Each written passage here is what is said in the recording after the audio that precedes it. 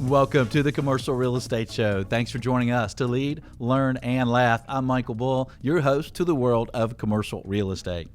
Our topic today is industrial real estate. We'll get a look at property level performance trends. We'll also look at investment opportunities and discuss tenant strategies. Plus, we'll look into the show's crystal ball at the future of industrial real estate in the U.S. Please welcome my first guest, Ryan Severino, Senior Economist and Associate Director of Research with Reis. Ryan is also a professor at Columbia University and NYU. Ryan, thanks for joining us. Hello, Michael. Thanks for having me back. My pleasure as always. Well, we always appreciate having you on. Your view of the world and the U.S. Real estate market is always interesting, and I think industrial real estate is particularly interesting at this juncture. I mean, we've got online sales increasing, and other aspects that seem to favor industrial real estate. So how did the first quarter perform in the U.S. on a property level basis? Yeah, so far, we continue to see the slow but steady pace of improvement in both of the major subsectors of the industrial market. So for warehouse distribution, vacancy fell by 10 basis points to about 11.5% during the first quarter, and that rate of vacancy compression was more or less in line with what we've seen over the last year or so. Effective rents grew by about 0.7% during the quarter, which is a slight acceleration versus what we've seen in recent quarters. And it's actually the best quarterly result that we've seen since the second quarter of 2012, so a little bit of time there. For the flex R&D subsector, vacancy fell by about 20 basis points to 13.4% during the quarter. So that's still a bit above where warehouse distribution vacancy is. But effective rents grew by about 0.5%, and that's the strongest quarterly growth rate that we've seen since the market started to recover in earnest in about 2012. So definitely heartening signs coming from both subsectors of the industrial market. That's good news for the economy and jobs, and certainly industrial real estate. Are there certain areas of the country or certain size or class of properties that seem to be outperforming others? I would say in terms of size, what we've seen is really the larger sort of Megabox distribution centers have been the ones that have been recovering the strongest. And not surprisingly, one tends to find those in the major distribution hubs around the country. So we've seen places like Chicago performing well, Atlanta performing well, Houston performing well, Inland Empire, Riverside, San Bernardino performing well. And so that's really where we've seen some of the strongest performance. Okay, and let's talk about the investment market. I mean, with industrial improving, it seems like investors are really interested in industrial properties. What do you see for sales volume in the first quarter of 2014 in cap rates, and what is the trend there compared to the recent past? As always, we're still finalizing our data, but it takes a little bit longer than fundamentals because of getting the data from the non-disclosure states. But what I can tell you is that volume is definitely up over the first quarter of last year. And I'm pretty sure by the time we get all of the data in, it could be a meaningful increase versus last year. And this really makes sense. As investors realize that the apartment sector is probably a bit past peak, they're training their sights on other property types. And industrial has relatively attractive fundamentals that are continuing to improve because of all the drivers that you'd mentioned. And cap rates aren't as tight as they are for some of the other major sectors, especially the apartment sector. And so what we've seen with cap rates is that they've continued to drift downward into, the mid-sevens on a one-year rolling basis. That's interesting. And that's for the core larger assets? It's really a blend of the market, but I would say most of the transaction activity that we've seen has been predominantly for the core larger assets. So that's certainly having an impact on the overall market. I would argue if you're looking at, sort of core plus to value add type assets, there's definitely a cap rate spread there of probably 100 to 200 basis points, depending upon what metro area you're interested in looking at. Okay. And we're talking with Ryan Severino with Reis about the U.S. industrial market. And Ryan, what do you think about cap rates moving forward? I mean, we have interest rates that may increase a little bit, right? We have fundamentals that are improving. So what do you think about cap rates moving forward in the industrial sector? I expect them to continue to drift downward over at least the next few years. Contrary to popular opinion, there really is not a one-to-one translation between interest rates and cap rates. Empirical research actually shows that there's usually a negative correlation or no correlation between interest rates and cap rates, because interest rates are just a subcomponent of the opportunity cost of capital, which is really just one of the three main components of cap rates. And of course, interest rates tend to rise as the economy improves, but that also means that fundamentals should improve along with the economy. And as they do, the other two main components that drive cap rates, NOI growth and risk premiums, should move in a positive direction, meaning as NOIs continue to grow, people are willing to pay more for building with growing incomes than flat or declining incomes, so that puts downward pressure on cap rates. And as the economy improves and fundamentals improve, people feel relatively more heartened about the state of the market. Risk premiums tend to compress, and that also puts downward pressure on cap rates. So we likely have at least a few years before we really have to worry about rising cap rates. So I would say for all the listeners out there that are a little bit concerned about the impact of rising interest rates on cap rates, I would say we probably don't have much to worry about for at least the next few years. And also, I guess some of that is controlled by how high interest rates or how fast they rise, right? So if they rise very quickly, I guess that's out the window, right? Yeah, I think that is always the concern. If interest rates increase faster than the improvement that we're seeing in fundamentals and risk premiums. But what I would say, if you look at the data historically, even when we've seen temporary spikes like we saw around May, June last year when Chairman Bernanke came out and said that the Fed was going to consider tapering, and then the bond market, basically vomited all over itself, and then spreads and rates really widened out. That tends to be more the exception than the rule in periods like this. And so while I would say if we have more of those, it certainly makes it more problematic for cap rates going forward. But if you look at the data empirically, those tend to be relatively few and far between. So let's keep our fingers crossed that we've kind of gotten that out of our system, and we don't have too many shocks like that left for interest rates going forward for the next couple of years. Yeah, my fingers are crossed, and I agree. Hopefully the increases are steady and slow. So, obviously investors should look carefully at individual REITs or partnerships or individual properties they're investing in. But based on what you're saying about improvements in fundamentals, cap rates may be compressing slightly over the next couple of years, I guess you're bullish on the industrial market for investors. Yeah, I would say, absolutely. I think my position on it is that whereas apartment has been the darling of commercial real estate for the last 3 or 4 years, I think most people in the marketplace would concede that its best days are in the rearview mirror at this juncture. Retail tends to be a little bit of a laggard because unless we're discussing the real high-end centers, most of the retail market continues to struggle with the near absence of demand. Whereas industrial is kind of in that sweet spot.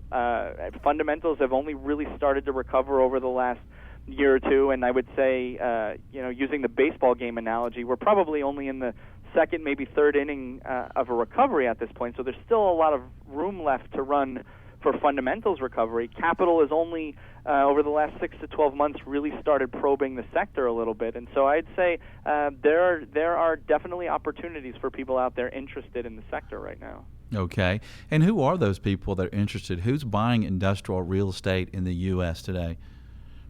Lately we've seen some pretty big institutions out there making fairly sizable bets on the sector. The two names that spring to mind, immediately are number one is Blackstone, which bought a portfolio worth about $550 million from GE fairly recently. They now own roughly 100 million square feet of space.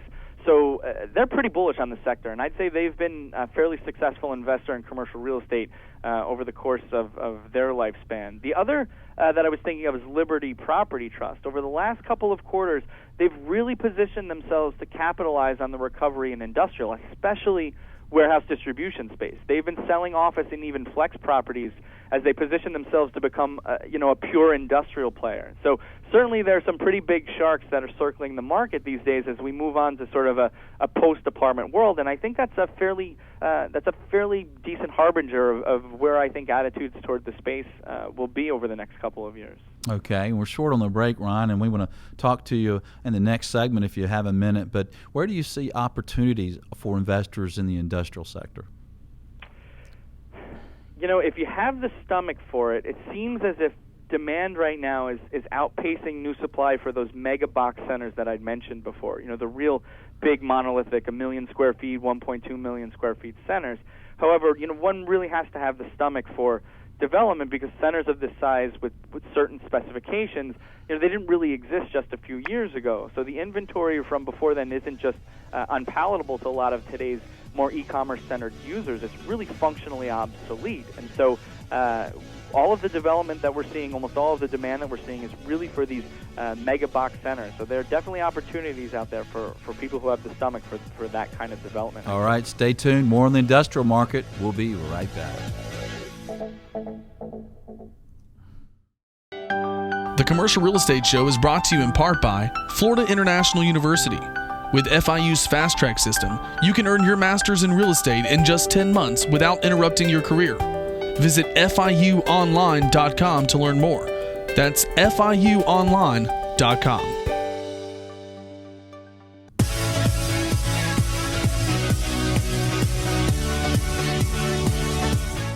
Welcome back. I'm Michael Bull, and this is the Commercial Real Estate Show. If you'd like to know the absolute latest on any commercial real estate related topics, check out our on-demand show podcast at our new website. The recent shows on tips for using LinkedIn. It's a great show on Twitter, and then updates on the major sectors like office and multifamily. So grab your phone, tablet, or computer. Visit iTunes or the show website, commercialrealestateshow.com. Well, today we're talking about the industrial market. My guest is Ryan Severino with Reis. And Ryan, I'd like to ask you about what's happening, what's causing all these issues in the industrial market. And before we get there, when you look at the first quarter numbers and you look at the trends, are there anything that kind of jumps out at you that people should be aware of?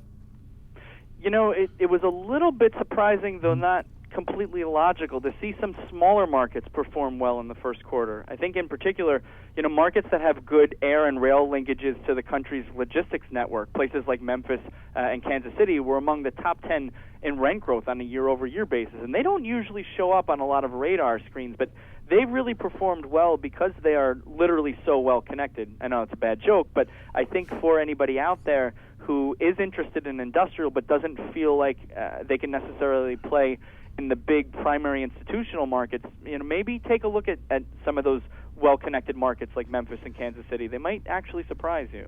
All right. Well, that's great. A good opportunity there. And let's talk about some of the other factors that are really affecting this industrial market. Is there an effect yet, or is it in the future about the widening of the Panama Canal?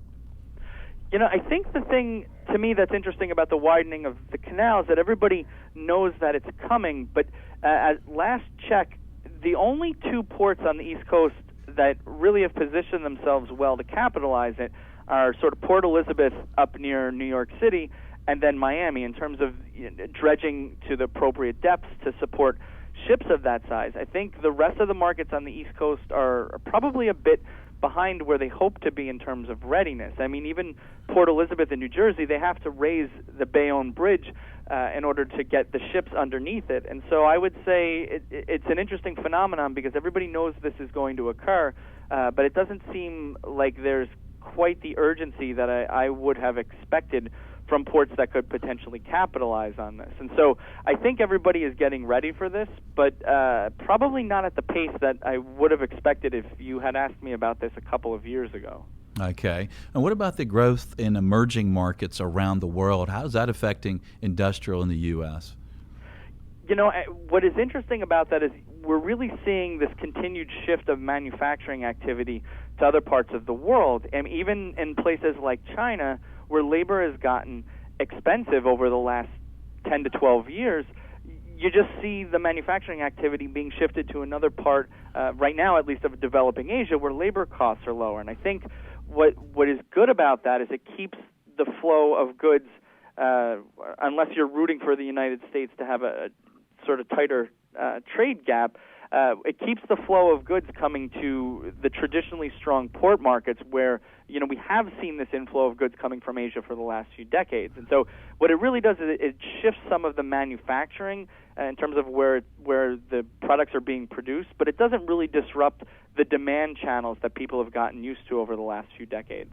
And we're talking with Ryan Severino with Reis, related to factors affecting the industrial market in the U.S. And you're talking about manufacturing overseas, and we hear that there's manufacturing kind of coming back and starting to look back at the U.S. Are you seeing that in the industrial real estate numbers?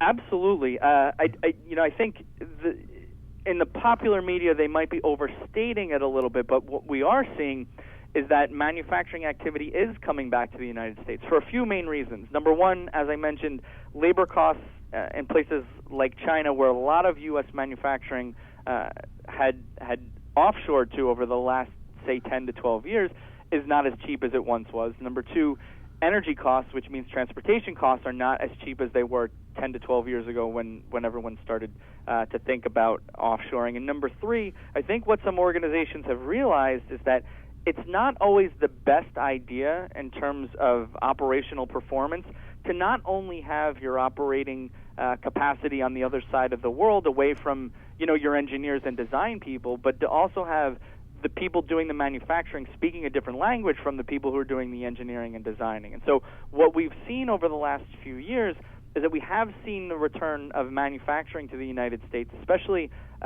in the right-to-work states, predominantly in the South, where organizations have been willing to come in, set up a plant. Now, certainly they're not, this isn't a panacea. They're not hiring in the same numbers of jobs that have been lost, certainly over the last few decades with the offshoring phenomenon. But what is good about this is that this is part of the labor market in the U.S. that we have probably neglected for too long. I think the understanding for most people is that you either aspire to the corner office and you go on to undergrad or graduate school, and you shoot for the stars, or you don't go to college, and then you're sort of relegated to some lower level service sector occupation.